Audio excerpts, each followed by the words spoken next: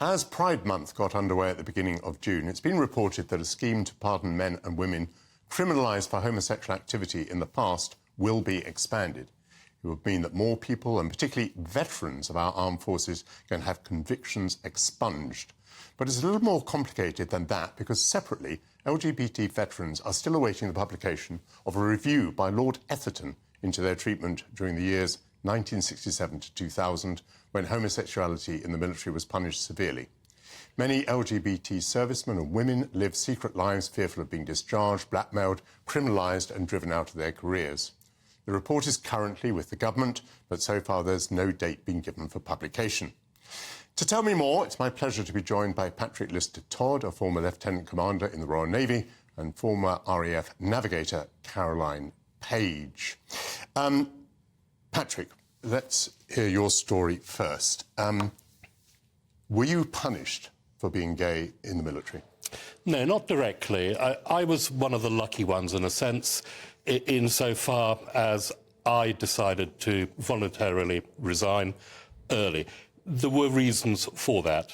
I'd been serving for 20 years at that time as a Royal Navy Executive Branch officer, and I had a partner who I'd first met, my very first partner, in '88, having joined in '72. And he was HIV positive. At the time, I had a very responsible job at the Faslane nuclear submarine base, and I later went on back down to Portsmouth, my home city, to head up the tertiary stage of junior officers training, and where we ran the officer watch course. And this was a very difficult life. I fell in love with this individual. I found out that he was HIV positive.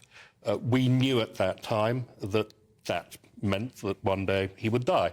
And somewhere over the horizon lurked this iceberg. And we were intent on having as good a life as possible together. But I had to do it in a Jekyll and Hyde existence. When I found out in '91 that my next appointment in the Royal Navy was going to be second command of a Type 42 destroyer, I then had to make a decision. And it was a very easy decision. Was it my career? Was it my partner? I decided on my partner.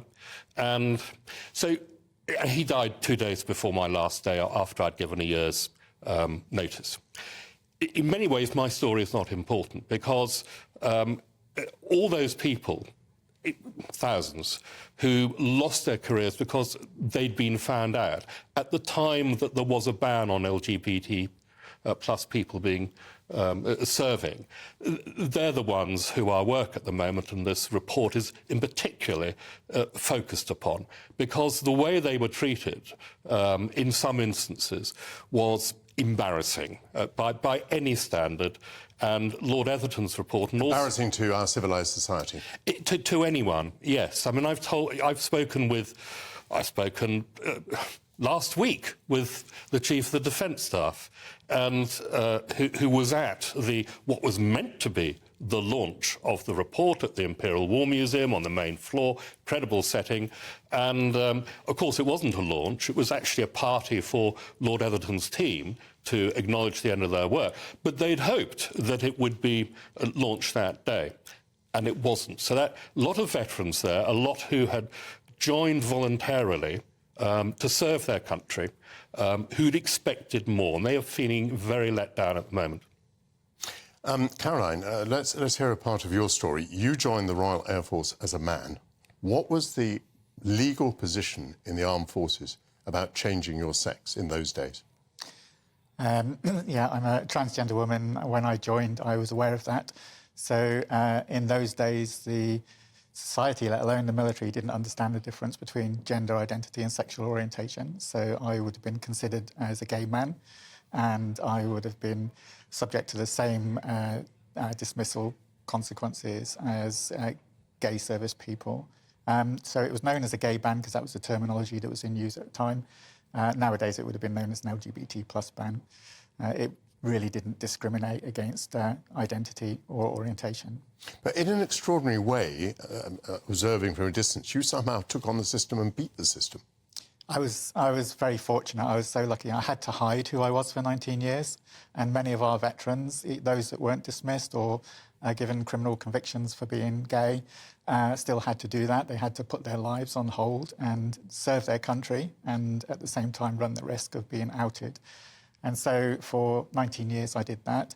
I was lucky when I challenged for me to serve openly and be myself, because you can't just carry on doing that. You have to live your own life as well as do the job that you're doing. And so I was fortunate, yes, I was allowed to stay in service. So in 1999 I transitioned, and I served 16 years after that as a tactics and platform protection specialist navigator. So you were allowed to serve as a woman, as a trans woman, and how were you treated then by the people you were working with? The Armed Forces took some time. So the ban was lifted in January 2000, so not that long ago. And the Armed Forces took some time to get over the culture that was invasive of the forces at the time, to realise that actually diversity and inclusion is a power. It's using your people, letting them be themselves makes them stronger, makes the team stronger. And so it took a while to do that. So it took 4 or 5 years. And champions stood up and challenged that. But once the Armed Forces realised that, it's transformed into what it is today, which is openly inclusive and supportive, and it values all its people. But what hasn't happened is we haven't stepped back to those veterans who were dismissed in shameful circumstances and in the most horrendous ways. They were young people serving in our armed forces, and we let them down massively. And when they were dismissed from service, nobody has tried to find out what happened to them, and to address the consequences of the way they were dismissed, whether they went to prison, whether they were given interrogations through a special investigations branch, invasive medical inspections, a whole manner of ways in which they were dismissed. And they've had to live with that all of this time. So it's important for us to address that, and that's why we set up the charity. The change in the Armed Forces has been extraordinary, because I was Defence Secretary between 95 and 97. And, of course, all the advice I received from the Armed Forces was that it was impossible to think of changing this, that for matters of discipline it was absolutely necessary, that there should be no doubt. You couldn't have the idea that 2 servicemen were in love with each other or something like that. This would make them unreliable, discipline would be impossible, etc., etc., etc. Patrick, may I ask you, you came from a military background, from a military family. You knew what the law was, however unjust we now all consider it to have been.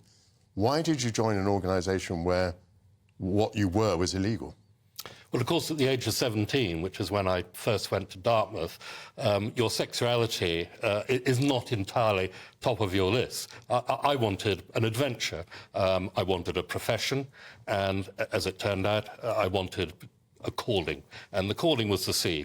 And I was wholly committed to being a member of our military, with all that came with it, that some didn't come back. My uncle didn't come back from Burma. And I had a father who was a colonel had been a colonel in the Durham Light Infantry. So the fact that it was not just illegal, but a criminal offence was hardly something that, really mattered to me at all. I wanted to get out there to those sort of, those palm tree sort of ringed islands and have some fun.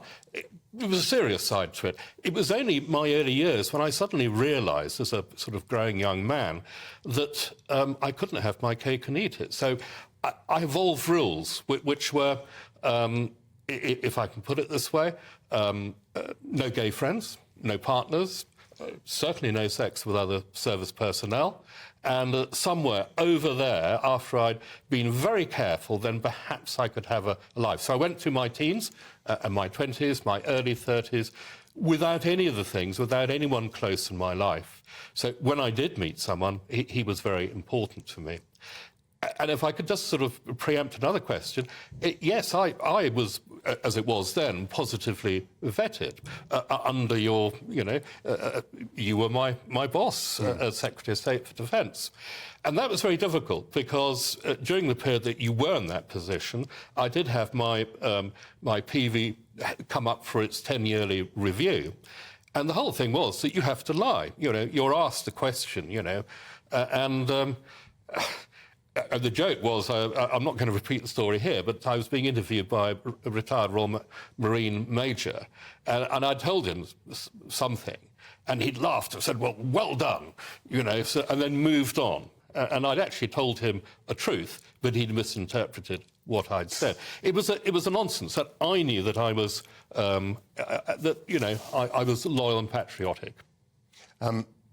Both of you deserve much more time than we've been able to give you today, and I apologise for that. I would have liked to have continued the discussion much further.